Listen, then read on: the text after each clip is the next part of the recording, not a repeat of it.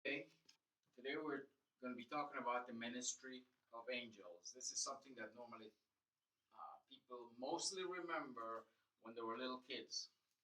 They talked about angels, and we think it's a cutesy little issue because we know about the little angels of February the 14th and things like that, but angels are a real thing.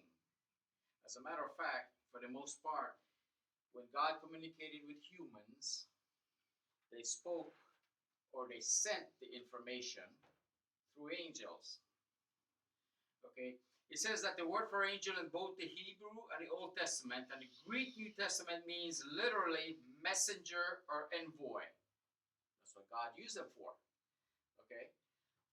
And it also states that they are spiritual beings who minister for God in numerous ways. Although most of us have heard a wealth of information about angels, the Bible actually tells us very little about them. That's what this guy says. I'm using his words. And the reason I kind of disagree because I personally believe that angels are also used to direct people to move situations in God's direction. Whatever God desires, the angels go out there and do it. All right? When Daniel petitioned God, his angel battled for 21 days. That's why he thought nothing was going on because the battle was going on between him and one of the fallen angels for 21 days. And another angel had to come and help me and take over the fight, and then he left to give him God's message. What do angels do? It says that angels make announcements for God. It says an angel announced to Abraham and Sarah that a son would be born to them in their old age, to which Sarah did what? She laughed. She laughed. Why did she laugh? Because at their age, who is to believe it? We're humans, remember that? That would never happen. And because she laughed, it took a while, so she didn't quite completely believe. And she concocted her whole plan to come up with a different plan than God's plan. And that plan was to have the husband sleep with the concubine or the woman that worked for her. And as a result of that, what did we end up with, or what did they end up with? They ended up with a group of people who that child that was born was the first one of the group of what people? Arabic people. Okay, he was the first in that lineage. Now, would you like to ask any Israeli today if that has been a thorn in their side for all these thousands of years? To this day, they battle against that individual or the people that came from that individual. He said he also, Gabriel announced the birth of John the Baptist and Jesus. It says an angel announced to the shepherds the event of Jesus' birth, and a choir of angels joined in singing. Okay? Because when the Bible talks about they're coming in a cloud, Jesus is coming in a cloud, the angels are coming in a cloud. The angels, their wings, their persona is so white, it looks like clouds. And that's why they said that they made that statement that they're coming in the clouds because they are actually the clouds. What else do angels do? They forewarn of coming disaster. Angels forewarned Abraham and Lot of the coming destruction of Sodom and Gomorrah. Angel warned Joseph to take the baby Jesus and his mother and flee to Egypt to protect the child from Herod. Okay? Key situations or occurrences constantly within the Old Testament. Okay? All these things that occurred during that time. It says, long after Pentecost, an angel communicated to John on the island of Patmos concerning future events to which he wrote of, things he did not understand. Okay? But because he was obedient, he wrote it down. He experienced it. He could not understand a lot of this because it dealt with future things that were so far ahead that they had nothing like it before. And this happened on the island of Patmos concerning future events. Thus, the last book of the Bible opens with what? The revelation from Jesus Christ, which God gave him to show his servants what soon must take place. Things that were to take place. And it occurs in Revelation to try and explain to us so that we may understand and see the things that he was talking about. And I just want to read those pages back to you, those passages. The revelation of Jesus Christ, which God gave him to show his servants what must soon take place. He made it known by sending his angels to his servant John, who testifies to everything he saw, that is, the word of God and the testimony of Jesus Christ. Blessed is the one who reads the words of this prophecy, and blessed are those who hear it and take it to heart what is written in it, because the time is near. I know from a Christian perspective, that statement has been repeated over and over for many, many years, right? A lot of people might go, oh, not again. I'm going to hear that. But it's not me. It's not me. I'm just repeating the words. He said that these things will come to happen at an appointed time.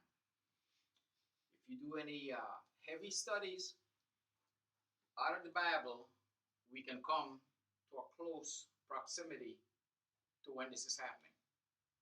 Why do I say that?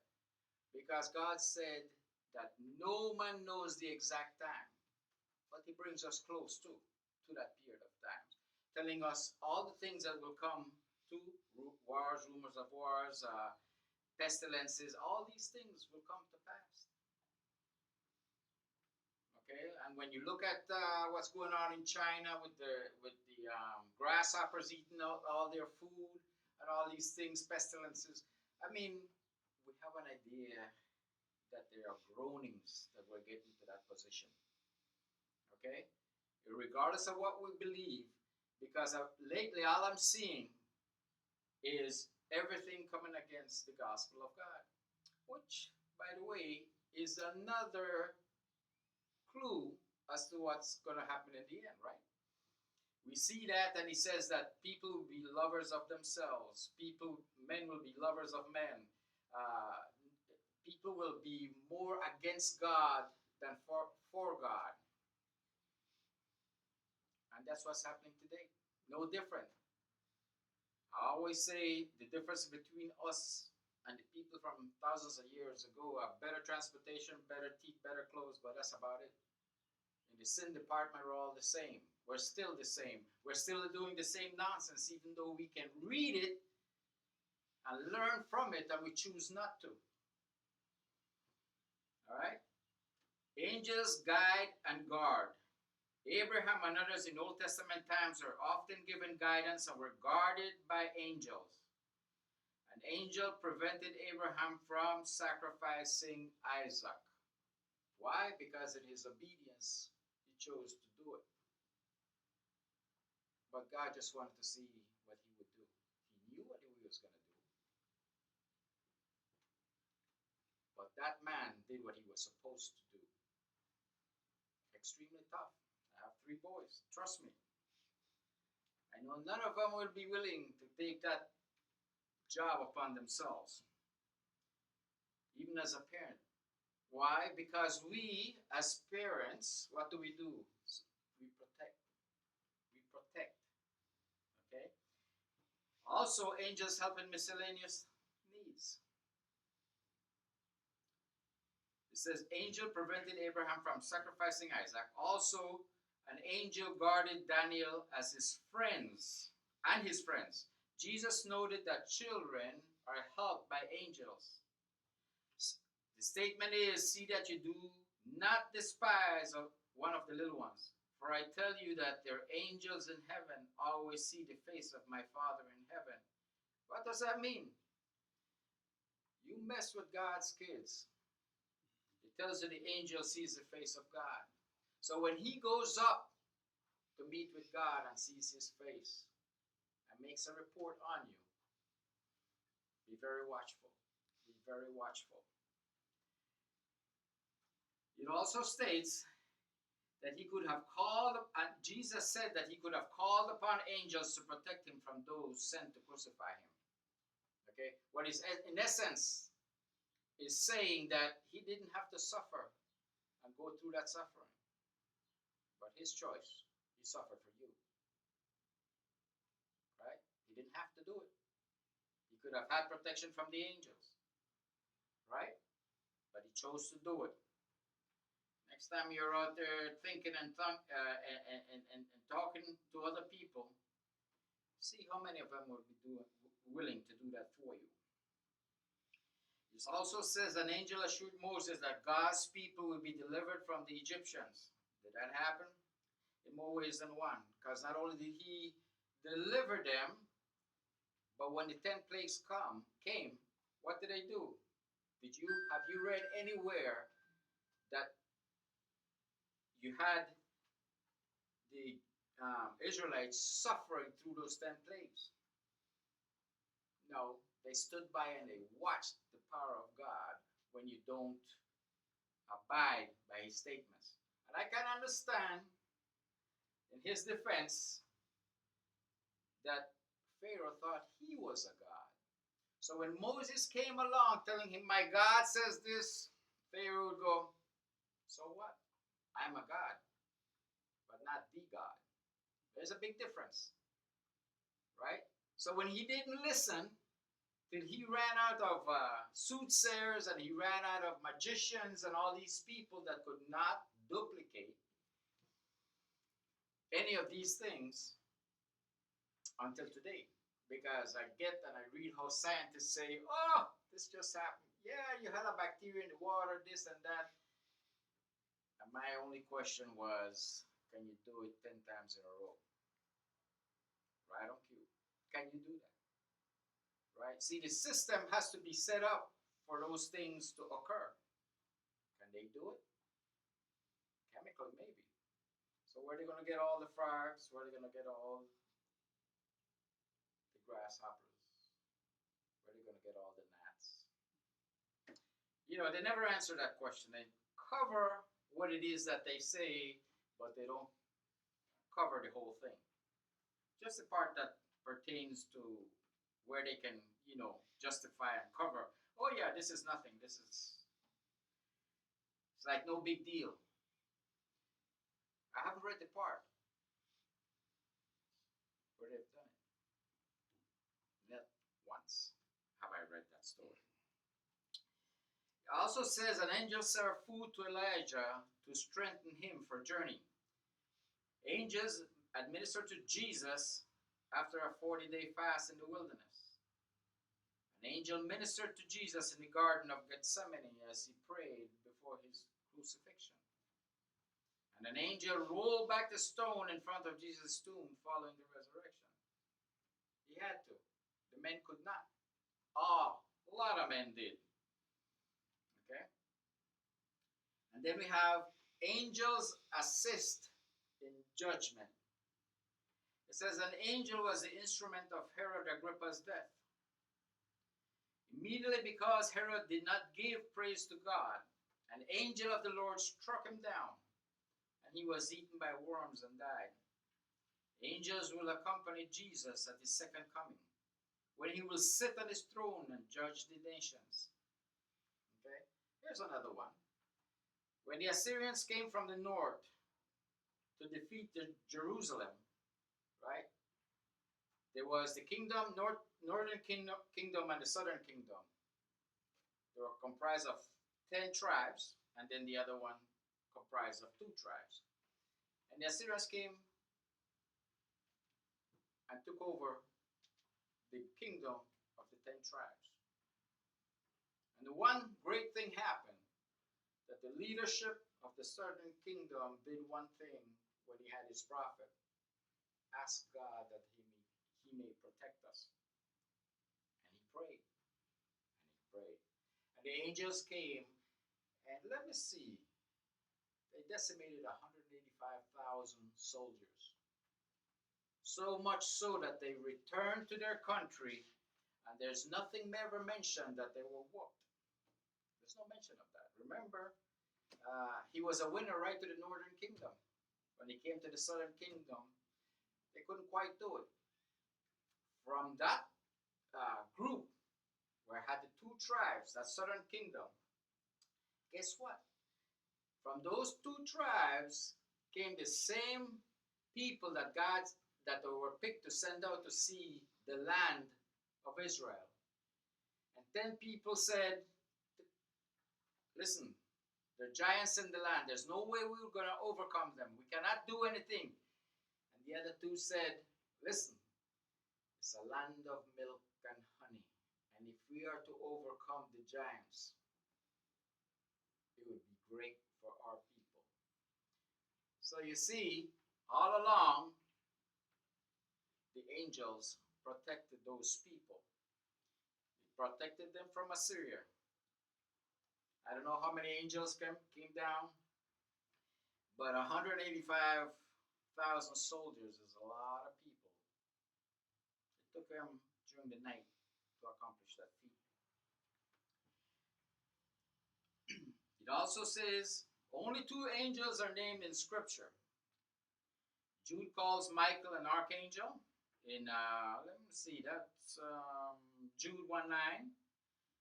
And Daniel in 10:13 calls him one of the chief princes. Revelation seems to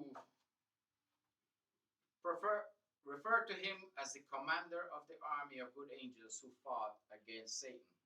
This is going to be a replay. There's going to be a replay.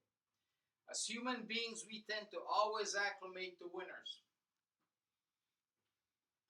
We acclimate to basketball champions, baseball champions, hockey champions, any other sport you can think of, football champions. Why is it that we as humans acclimate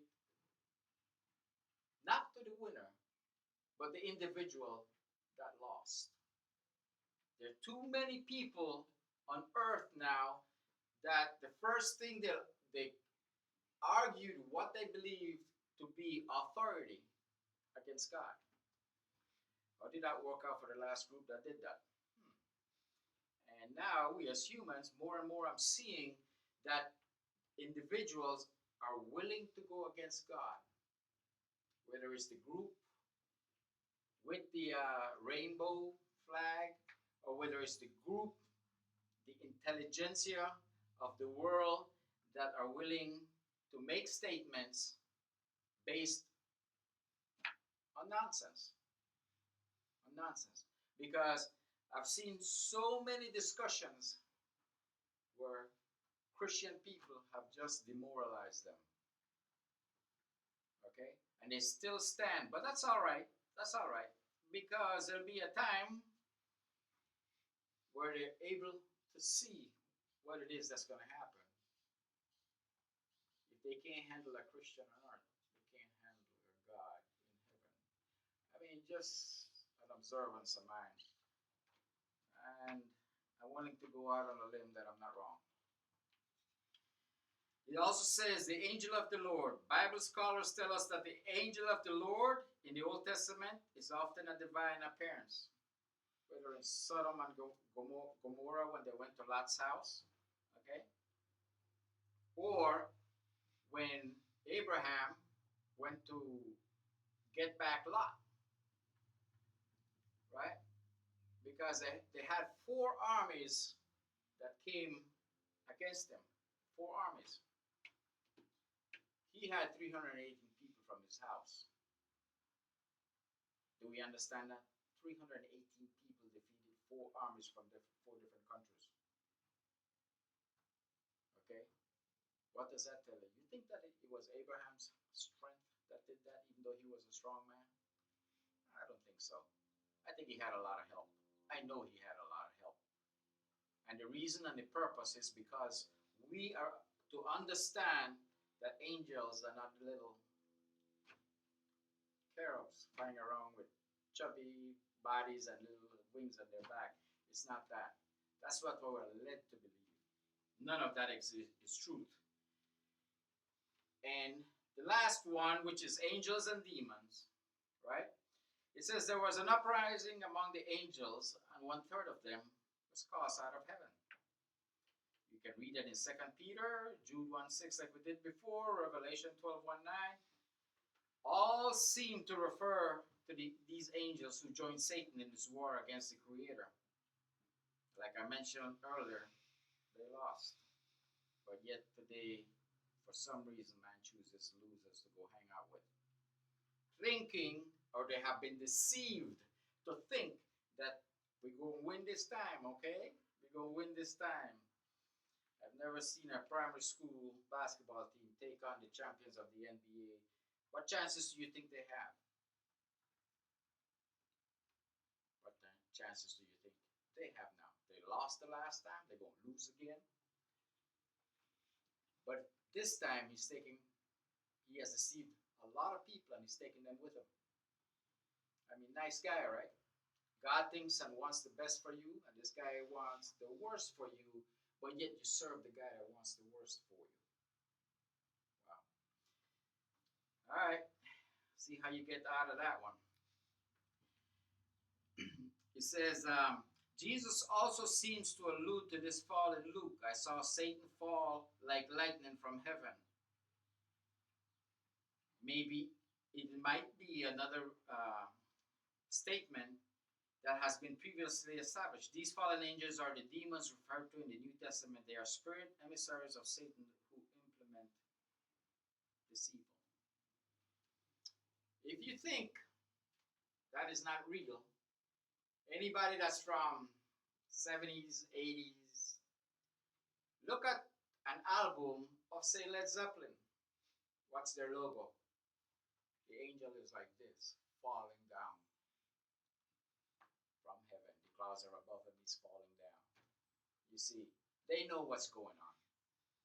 They know. But somehow they've been deceived to think that this time we got it in the bag. We're going to win. Listen, man. If I didn't care about people, and that stuff's me saying it, that the only reason I stand here is to get you away from that deception. Because you're not going to come out ahead. Neither is he. But he doesn't care for you. Jesus does. Okay? I don't care what you want to bring out of this smoke. I'll tell you this. You're not going to win. Guaranteed you're not going to win. Thank you very much. Thanks for listening. I appreciate your time.